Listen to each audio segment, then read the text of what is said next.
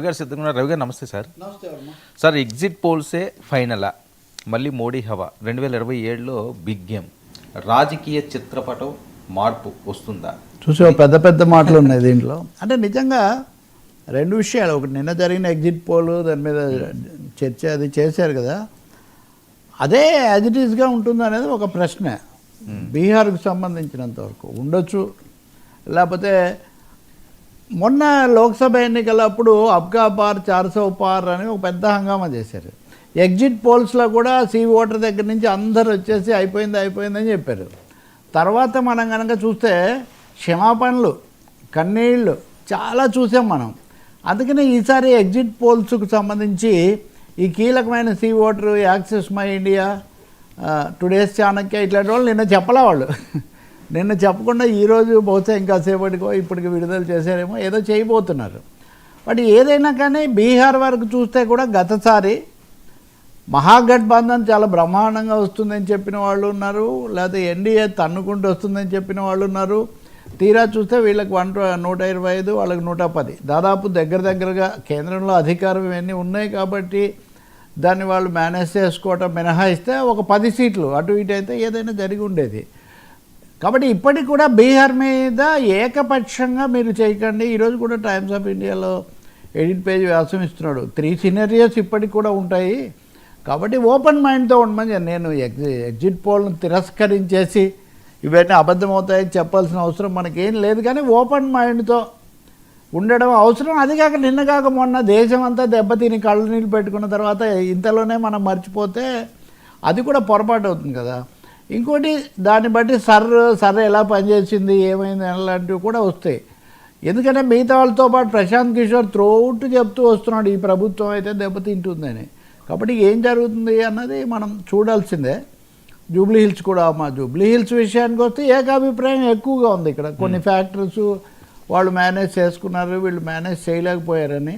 అందువల్ల బీహార్ ఎన్నిక అనేది దేశ రాజకీయ గమనంలో కీలక పాత్ర వహిస్తుందని అందరూ ముందు నుంచి చెప్పుకుంటూ వచ్చారు. అందుకనే మీరు చూస్తే మోదీ 6 నెలల ముందు నుంచి ప్రచారం ప్రారంభించారు. ఇప్పుడు పాకిస్తాన్ మీద ఆపరేషన్ సింధూర్ అయ్యాక ఫస్ట్ రియాక్షన్ కూడా బీహార్ నుంచే ఇచ్చాడు ఆయన. కాబట్టి బీహార్ను అంతర్జాతీయ దృశ్యాన్ని కలపటం అన్నదానికి మోదీ చాలా ప్రాధాన్యత ఇచ్చారు. సో ఇవన్నీ మరి వర్కౌట్ అయ్యాయా, ఏ మేరకు అయ్యాయి, నిజంగా వన్ సైడ్గా ఉండబోతున్నాయా అంటే మటుకు మనం చూడాలి అని చెప్తున్నాను. అంతే, నేనేమి ఐఎమ్ నాట్ త్రోసిపుచ్చట్లేదు. కానీ మొన్నటి అనుభవాన్ని బట్టి అలాగే యూపీలో మాయావతి ఉదాహరణ దేశానికి ఎగ్జిట్ పోల్స్ పెద్ద చెంపపెట్టు. ఏ ఒక్కరూ మాయావతి వస్తారని చెప్పలా. 2012లో ఆమె థంపింగ్ మెజారిటీతో వచ్చారు. ఇట్లాంటి కొన్ని భిన్నమైనవి ఉన్నాయి. కాబట్టి మనం 14వ తారీఖు ఉదయం వరకు ఓపెన్ మైండ్తో ఉండాలనేంత వరకు చెప్తాను. నేను తలకిందులు అవుతుందా లేదా అని తప్ప అప్పుడే ముందే కూర్చిన కోయిలలాగా చేయాల్సిన అవసరం లేదని. ఇక రెండోది, బీహార్ ఆధారంగా వేసుకున్న జాతీయ రాజకీయాల మీద, ముఖ్యంగా మోదీ ప్రభుత్వం మీద నిన్న నాకు ఒక ముఖ్యమైన మిత్రుడు ఢిల్లీ నుంచి పాలక పార్టీకి చెందిన ఆయన చెప్తున్న ప్రకారం బీహార్ తుది ఫలితం తుదిగా ఎన్ని వస్తాయి అనేది ఎలా ఉన్నా సరే 2017లో దేశం అంతా ఎన్నికలు వస్తాయి. 2027లో జాతీయంగా జమిలీ ఎన్నికలు వచ్చేస్తాయి.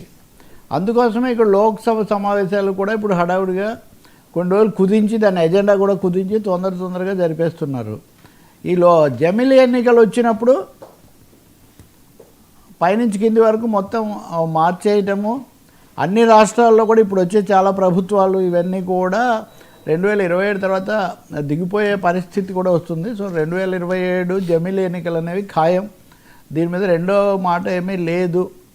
అదే బీహార్ నుంచి, యూపీ నుంచి ఇవన్నీ విషయాలు కూడా 2027ను దృష్టిలో పెట్టుకున్నారు.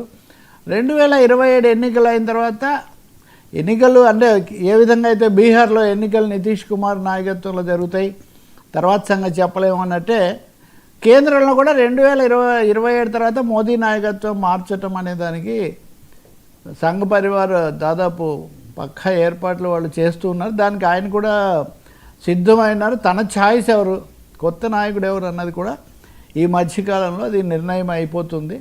దేశ రాజకీయ ముఖ చిత్రం 2027 తర్వాత వేరే రూపం తీసుకుంటుంది. వేరే రకమైనవి కూడా వస్తాయి అనేది చాలా బలంగా చెప్తున్నారు. అందుకనే మోదీ కూడా ఒక్కరోజు కూడా ఒక చిన్న అంశం కూడా విడిచిపెట్టకుండా చాలా పకడ్బందీగా చేస్తున్నారు. కాబట్టి తర్వాత వారసుడు ఎవరన్న దాని మీద ఆయనకు ఆర్ఎస్ఎస్ కొంచెం అంటే వాళ్ళేమో అమిత్ షా అయితే కుదరదు అని, ఈయనేమో నితిన్ గడ్కరీ అయితే కుదరదు అని. అంటే మూడోసారి ఇంకా మూడు అయిపోయారు, నాలుగోసారి ఇంకా ఛాన్స్ లేదు, ఉండరు ఇంకా అని హ్యాట్రిక్తో అయిపోయినట్టే అయింది. మీరు కూడా చెప్పండి, మేము కూడా చెప్తాం. ఒక అంగీకారంతో ఒక మనిషిని చేసుకుందాం. ఆ మనిషి ఎవరు అవుతారు కొత్త నేత అన్నది బీజేపీ అధ్యక్షుడు ఎన్నికతో స్పష్టం అయిపోతుంది. రేపు అధ్యక్షుడిగా పార్టీ నేతగా ఎవరిని చేస్తారు జేపీ నడ్డా స్థానంలో అన్నది ఆ వ్యక్తి ఆ ఎంపికలోనే ఆయన కూడా కావచ్చు, లేదా ఆయనకు కుదిరే అవగాహనలో ఇది కూడా కుదిరి ఉండవచ్చు. సో ఈ విధంగా బీహార్ ఎన్నికలు గేమ్ చేంజర్ అవుతాయి దేశ రాజకీయాల్లో అని చెప్తూ వచ్చారు.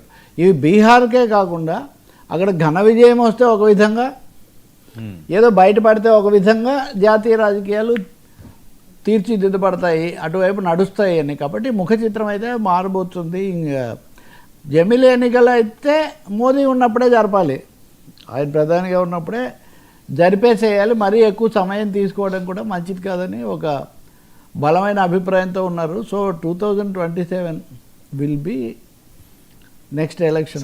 అదే జరిగితే జమిలీ